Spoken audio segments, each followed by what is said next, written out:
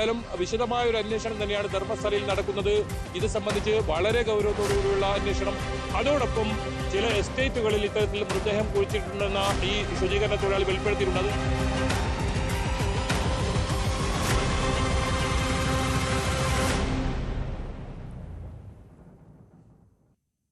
പറഞ്ഞതുപോലെ തന്നെ ധർമ്മസ്ഥലയിലെ കൂട്ടക്കൊലപാതക കേസിൽ ഇന്ന് അതീവ നിർണായകമായ ദിവസമാണ്. നേത്രാവതി പുഴയോട് ചേർന്നുള്ള 8ാം പോയിന്റിൽ ഇന്ന് നിർണായകമായ തിരച്ചിൽ അല്പസമയത്തിനകം ആരംഭിക്കും എന്നാണ് മനസ്സിലാക്കുന്നത്. കൂടുതൽ മൃതദേഹം കുഴിച്ചിട്ടുണ്ടോ എന്നാണ് ഇന്ന് പരിശോധിക്കുന്നത്. ഈ 8ാം പോയിന്റിൽ കൂടുതൽ മൃതദേഹങ്ങൾ ഉണ്ട് എന്നായിരുന്നു ശുചീകരണ തൊഴിലാളിയുടെ മൊഴി. ആ മൊഴി വിശ്വസിച്ച് ഇന്ന് അവിടെ വലിയ തരത്തിൽ തെരച്ചിൽ ആരംഭിക്കും. ഇന്നലെ 6ാം പോയിന്റിൽ തലയോട്ടി അടക്കം കണ്ടെത്തിയതോടുകൂടി ശുചീകരണ തൊഴിലാളി പറഞ്ഞ സ്ഥലങ്ങളിൽ തെരച്ചിൽ കൂടുതൽ ഊർജിതമാക്കാനാണ് SITയുടെ തീരുമാനം. ധർമ്മസ്ഥലയിൽ നിന്ന് KV ബൈജു നമുക്കൊപ്പം ചേരുന്നു വിവരങ്ങളുമായി. Baiju, very good morning. ഇന്നത്തെ ദിവസം അതീവ നിർണായകമാണ്, അക്കാര്യത്തിൽ നമുക്ക് സംശയമില്ല. ശുചീകരണ തൊഴിലാളി പറഞ്ഞതനുസരിച്ച് 8ാം പോയിന്റിലെ തെരച്ചിലാണ്. ഏറ്റവും കൂടുതൽ മൃതദേഹങ്ങൾ കുഴിച്ചിട്ടിട്ടുണ്ട് എന്ന് അദ്ദേഹം പറഞ്ഞ സ്ഥലത്താണ് തെരച്ചിൽ തുടരുന്നത്. ഇന്നലെ നമ്മൾ കേട്ടതാണ് സത്യമേവ ജയതേ എന്നുള്ള വാക്കാണ് മഞ്ജുനാഥ് അഭിഭാഷകൻ അദ്ദേഹം പറഞ്ഞത്. ആ വാക്ക് വിജയിക്കും, സത്യം തെളിയും അല്ലെ?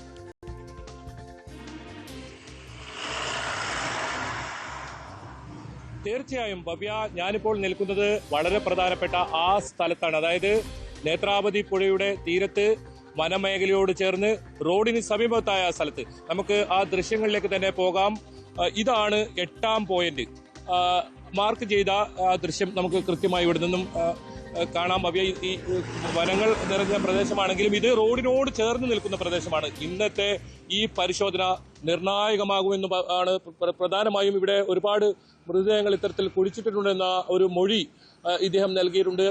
ഇതാണ് 8ാം പോയിന്റ്. കൃത്യമായി നമുക്കിപ്പോൾ പ്രേക്ഷകർക്കായി കാണാം. ഇവിടെയാണ് ഒരുപാട് മൃതദേഹങ്ങൾ ഇത്തരത്തിൽ കുഴിച്ചിട്ടിട്ടുണ്ടെന്ന് ഇദ്ദേഹം വെളിപ്പെടുത്തിയ സ്ഥലം. ഇവിടെ വലിയ തോതിൽ നിർമ്മാണമൊന്നും നടക്കാത്തതുകൊണ്ട് വർഷങ്ങൾക്ക് മുൻപ് എങ്ങനെയാണോ ഉണ്ടായിരുന്നത് അതേ അവസ്ഥ തന്നെ ഇപ്പോഴുമുണ്ട്. അതുകൊണ്ട് തന്നെ ഇവിടെ നിന്നും കൂടുതൽ മൃതദേഹങ്ങൾ കിട്ടാൻ സാധ്യതയുണ്ട്. ഇതാണ് ആ 8 എന്ന് പറയുന്ന സ്ഥലം.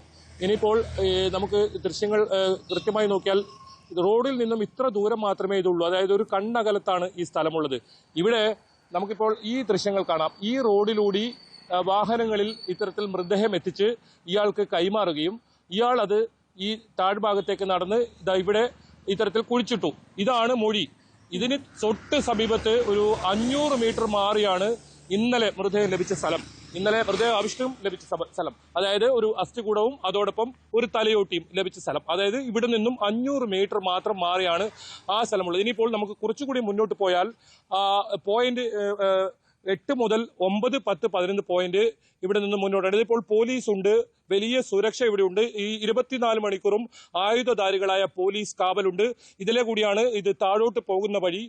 പക്ഷേ അവിടെ ആരെയും കടത്തിവിടുന്നില്ല. ഈ ഏതെങ്കിലും തരത്തിൽ തെളിവ് നശിപ്പിക്കാൻ സാധ്യതയുള്ളതുകൊണ്ട് തന്നെ ഇവിടെ കനത്ത പോലീസ് കാവലാണ് ഏർപ്പെടുത്തിയുള്ളത്. ഇപ്പോൾ നമുക്ക് ദൃശ്യങ്ങളിൽ കാണുന്നത് ഇതിന് തൊട്ട് മുൻവശമായി 9 മുതൽ 11 വരെയുള്ള ആ സ്ഥലങ്ങളാണ്. അത് ഇതിന് തൊട്ട് സമീപത്താണ്. നമുക്ക് അതുകൂടെ ദൃശ്യങ്ങൾ കാണാൻ പറ്റും. ഇത് റോഡാണ്. റോഡിന് മറുവശമുള്ളത് കൃത്യമായ വനമേഖലയാണ്. ഇതിനകത്തായിരുന്നു 1 മുതൽ 5 വരെ ഉള്ള പോയിന്റുകൾ, 5, 6 വരെയുള്ള പോയിന്റുകൾ. ആ 6ൽ നിന്നാണ് നിർണായകമായ വിവരങ്ങൾ ഇത്തരത്തിൽ SITക്ക് ലഭിച്ചത്. ഇന്നലെ ഇതിന്റെ സാക്ഷിയുടെ മൊഴി അത് ബലപ്പെടുത്തുന്ന രീതിയിലുള്ള നിർണായക തെളിവുകൾ ലഭിച്ചത്. എന്തായാലും ഇന്നത്തെ പരിശോധന നേരത്തെ ഭവ്യ സൂചിപ്പിച്ചതുപോലെ തന്നെ അതീവ നിർണായകമാണ്. കാരണം കൂടുതൽ മൃതദേഹങ്ങൾ കുഴിച്ചിട്ടിട്ടുണ്ടെന്ന് പറയുന്ന സാക്ഷി മൊഴി നൽകിയ സ്ഥലങ്ങളാണ് ഇന്ന് പരിശോധന നടക്കേണ്ടത്. ഞാൻ ഇപ്പോൾ നിൽക്കുന്നതിന് പിറകിലായി ഏകദേശം 4 പോയിന്റ് ഈ ഭാഗത്ത് തന്നെയാണ്.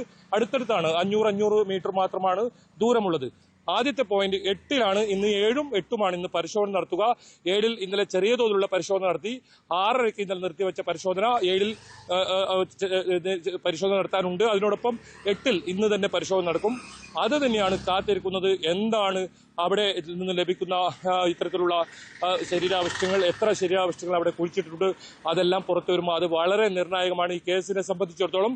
പ്രത്യേകിച്ച് അനന്യ ഭട്ടിന്റെ നമുക്കറിയാം, നമ്മൾ ഏറ്റവും കൂടുതൽ റിപ്പോർട്ട് ചെയ്തതാണ്, ചർച്ച ചെയ്തതാണ്. അവരുടെ അമ്മ സുജാത ഭട്ട് ഇപ്പോഴും കാത്തിരിക്കുന്നുണ്ട് മകളുടെ ഒരു അസ്ഥിയെങ്കിലും ലഭിക്കാൻ, അന്ത്യകർമ്മം ചെയ്യാൻ. ആ അമ്മയുടെ വാക്കുകൾ പ്രകാരം ഈ ശുചീകരണ തൊഴിലാളി നൽകിയ ഈ മൃതദേഹവുമായി സാമ്യമുള്ള ഒരു മൃതദേഹം ഇവിടെ അടക്കം ചെയ്തിട്ടുണ്ടെന്നാണ് ഈ സാക്ഷി വെളിപ്പെടുത്തിയിട്ടുള്ളത്.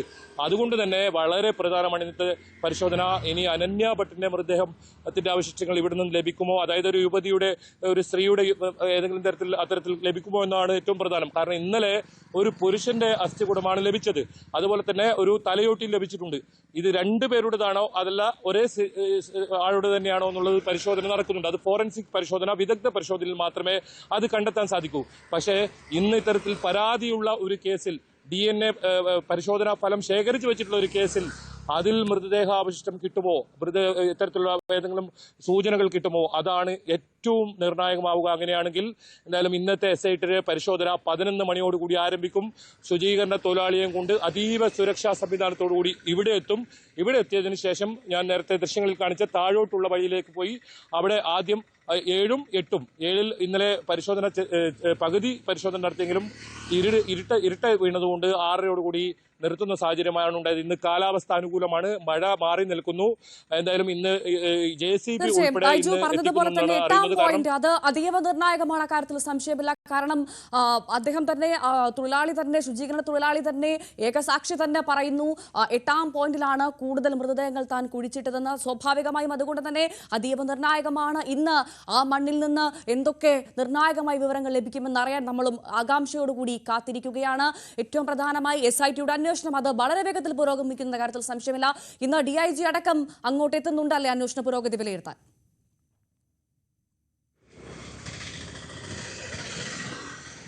ഭവ്യ, ഇന്ന് ഏറ്റവും പ്രധാനം DGP ഇന്ന് സ്ഥലത്തെത്തുന്നുണ്ടെന്നാണ്. കാരണം പ്രണവ് മൊഹന്തി ഇന്ന് ഈ സ്ഥലത്ത് ഇന്ന് എത്തുന്നുണ്ടെന്നാണ് ഏറ്റവും പ്രധാനം. കഴിഞ്ഞ ദിവസം അദ്ദേഹം എത്തിയിരുന്നു, ഇതേ സ്ഥലത്തെത്തിയിരുന്നു. പോയിന്റ് 5ലും പോയിന്റ് 4ലും പരിശോധന നടക്കുന്ന സമയത്താണ് അദ്ദേഹം എത്തിയത്. ഇവിടെ എത്തി നേരിട്ടെത്തി അന്വേഷണ പുരോഗതി വിലയിരുത്തിയിരുന്നു. ഇന്ന് അദ്ദേഹം പ്രധാനമായും എത്തുന്നത് ഇനി ഏത് രീതിയിൽ ഈ അന്വേഷണം മുന്നോട്ട് കൊണ്ടുപോകണം അത് സംബന്ധിച്ചൊക്കെ നേരിട്ട് ഉദ്യോഗസ്ഥരുമായി കൂടിയാലോചന ഉണ്ടാകുമെന്നാണ് നമുക്ക് മനസ്സിലാക്കാൻ സാധിക്കുന്നത്. ഏതായാലും 11 മണിയോടുകൂടി തന്നെ DGP ഇവിടെ എത്തിയേക്കാം. അതീവ സുരക്ഷാ സംവിധാനമാണ് ഇവിടെ ഏർപ്പെടുത്തിയിരിക്കുന്നത്. കൂടുതൽ അർദ്ധ സൈനിക വിഭാഗങ്ങളെ ഇവിടെ നിയോഗിച്ചിട്ടുണ്ട്. ഒരുപക്ഷെ മാധ്യമങ്ങൾക്ക് നിയന്ത്രണം ഉണ്ടാകില്ല എന്നാണ് കരുതുന്നത്. ഇനി അത് നിയന്ത്രണമില്ലെങ്കിൽ നമുക്ക് തൊട്ടടുത്തു നിന്ന് തന്നെ ദൃശ്യങ്ങൾ നൽകാനാവും. അതല്ലെങ്കിൽ പുഴയുടെ മറുകരയിൽ നിന്നും ദൃശ്യങ്ങൾ പകർത്താൻ കഴിയുന്ന ഒരു സ്ഥലമാണ് 8. പക്ഷേ 9ഉം 10ഉം 11ഉം ഈ ഭാഗങ്ങളിലാണ്. ഒരു പക്ഷേ മാധ്യമപ്രവർത്തകർക്ക് ഈ ഒരു ഭാഗത്തു നിന്നും ഇത്തരത്തിൽ നിയന്ത്രണം ഉണ്ടായാൽ അത് ചിലപ്പോൾ ദൃശ്യങ്ങൾ ലഭിച്ചൊന്നും വരില്ല. പക്ഷെ കൃത്യമായി ദൃശ്യങ്ങൾ ലഭിക്കുന്ന ഒരു സ്ഥലമാണ് 8.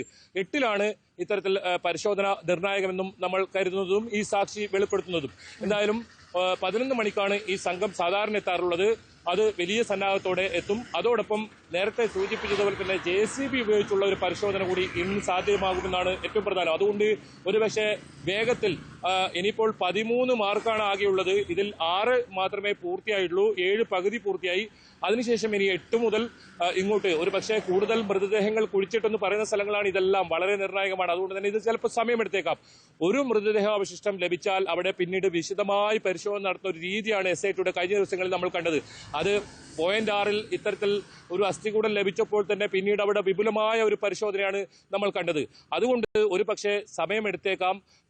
JCB ഉപയോഗിച്ചുള്ള പരിശോധനയിൽ വളരെ വേഗത്തിൽ അങ്ങോട്ടേക്കുള്ള ഒരു തിരച്ചിൽ നടന്നേക്കാം. എന്തായാലും ഈ 13 വരെയുള്ള പോയിന്റുകളിൽ വളരെ വേഗം അന്വേഷണം പൂർത്തിയാക്കി കിട്ടാവുന്ന തെളിവുകൾ ശേഖരിക്കാനാണ് SIT ഉദ്ദേശിക്കുന്നത്. നമുക്ക് ഈ ശുചീകരണ തൊഴിലാളിയുടെ ഈ ഒരു വെളിപ്പെടുത്തൽ അത് ബലപ്പെടുത്തുന്ന രീതിയിൽ ഒരു അസ്ഥികൂടം കൂടി ലഭിച്ചതോടുകൂടി ഈ അന്വേഷണത്തിന് വേഗത വന്നു എന്ന് പറയേണ്ടി വരും. നമുക്കറിയാം, ഈ ധർമ്മസ്ഥല കൂട്ടക്കൊലപാതക കേസ് നമ്മൾ പരിശോധിക്കുമ്പോൾ ഒരു ഹൊറർ സിനിമാ കഥ പോലെ നമുക്ക് തോന്നുകയുള്ളൂ. കാരണം വർഷങ്ങൾക്ക് ശേഷം ഒരു ശുചീകരണ തൊഴിലാളിയുടെ രംഗപ്രവേശനം, അയാൾ നിർണായകമായ പല വിവരങ്ങൾ വെളിപ്പെടുത്തുന്നു. ആ വെളിപ്പെടുത്തൽ തുടക്കത്തിൽ കേൾക്കുന്നവർക്കൊക്കെ തലയ്ക്ക് വെളിവില്ലാത്ത ഒരാൾ എന്തോ കഥ പറയുന്നത് പോലെയാണ് തോന്നുന്നത്. പക്ഷേ അയാൾ പറഞ്ഞതിൽ കഥയല്ല, അത് യാഥാർത്ഥ്യമാണ്, സത്യമാണ്. ആ മണ്ണിനടിയിൽ അതിന്റെ അവശേഷിപ്പുകൾ ഉണ്ട് എന്ന് തെളിയുകയാണ്, നമ്മൾ തെളിയിക്കുകയാണ്, അല്ലെ?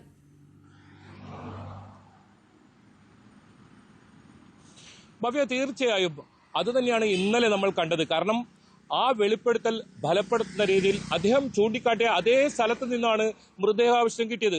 അതുകൊണ്ട് തന്നെ ഇനി വരുന്ന പോയിന്റുകൾ വളരെ നിർണായകമാണ്. SIT സംബന്ധിച്ചിടത്തോളം തുടക്കം മുതൽ തന്നെ ആദ്യം SIT ഇയാളെ 15 മണിക്കൂറോളം വിശദമായി മൊഴി രേഖപ്പെടുത്തുന്ന സാഹചര്യമാണ് ഉണ്ടായത്. അതിൽ എത്രത്തോളം വിശ്വാസ്യത അറിയാൻ കൃത്യമായി ചോദ്യം ചെയ്ത് അത് ക്രോസ് ചെക്ക് ചെയ്താണ് SIT ഈ ഒരു കുഴിച്ചുള്ള പരിശോധനയ്ക്ക് തന്നെ ഇറങ്ങിയത്. പൂർണ്ണമായും അദ്ദേഹത്തെ വിശ്വാസത്തിലെടുത്തുകൊണ്ടാണ് ഈ പരിശോധന എന്ന് പറയേണ്ടി വരും. അതാണ് നമ്മൾ കഴിഞ്ഞ ദിവസങ്ങളിലൊക്കെ കണ്ടത്. അത് സ്നാനഘട്ടയിൽ നടന്ന പരിശോധനയിൽ നമ്മൾ കണ്ടു. അതിനുശേഷം വനമേഖലയോട് ചേർന്ന് കിടക്കുന്ന 3ഉം 4ഉം പോയിന്റുകളിലും കണ്ടു.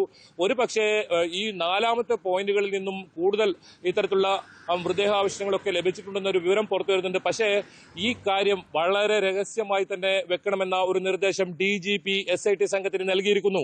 കാരണം ഏതെങ്കിലും ഇത്തരത്തിൽ വലിയ തോതിൽ മൃതദേഹാവശിഷ്ടങ്ങളൊക്കെ കിട്ടിയെന്ന വാർത്തകൾ പുറത്തു വരുമ്പോൾ അത് ഏത് രീതിയിലായിരിക്കും ഇവിടെ പ്രകോപനം ഉണ്ടാവുക എന്ന് അറിയില്ല. അതുകൊണ്ട് തന്നെ കൃത്യമായ രഹസ്യ സ്വഭാവത്തിലുള്ള പരിശോധന എന്ന് പറയേണ്ടി വരും. ഇന്നലെ ന്യൂസ് 8ന്റെ ക്യാമറ കണ്ണുകളാണ് കൃത്യമായി ഇത്തരത്തിൽ അസ്ഥികൾ പുറത്തെടുക്കുന്ന ദൃശ്യം പുറത്തു വന്നതോടുകൂടിയാണ് അതിലൊരു സ്ഥിരീകരണം വന്നത്. പിന്നീട് ഭവ്യ സൂചിപ്പിച്ചതുപോലെ തന്നെ മഞ്ജുനാഥയുടെ ആ പത്രക്കുറിപ്പ് സത്യമേവ ജയതേ ഗോഡ് ഈസ് ഗ്രേറ്റ്, ഇത്രയും മാത്രം വാക്കുകളുള്ള ഒരു പത്രക്കുറിപ്പ്, അതാണ് അതിന് സ്ഥിരീകരണം ഉണ്ടായത്. എന്തായാലും അത് വലിയൊരു വഴിത്തിരിവായി എന്ന് പറയേണ്ടി വരും. ഈ കേസിൽ ഏറ്റവും വലിയ വഴിത്തിരിവായി എന്ന് പറയേണ്ടി വരും. ഏതായാലും ഇന്നത്തെ പരിശോധന വളരെ നിർണായകമാണ്. ഞാനിപ്പോൾ നിൽക്കുന്ന ഈ സ്ഥലത്താണ് ഇന്ന് പരിശോധന നടക്കേണ്ടത്. ഭവ്യ, വ്യക്തമാണ്. എന്തായാലും 8ാം പോയിന്റിൽ ഇന്ന് പരിശോധന നടക്കും. അതീവ നിർണായകമാണ്. നമ്മൾ പുറത്തുവിട്ട വാർത്തയാണ്. ഈ വാർത്തയിലേക്ക് തന്നെ ആ പരിശോധന നടക്കുന്ന സമയത്ത് നമ്മൾ തിരിച്ചു വരും. KV ബൈജു ആണ് ധർമ്മസ്ഥലയിൽ നിന്ന് വിവരങ്ങൾ നൽകിയത്. ഒരിടവേള.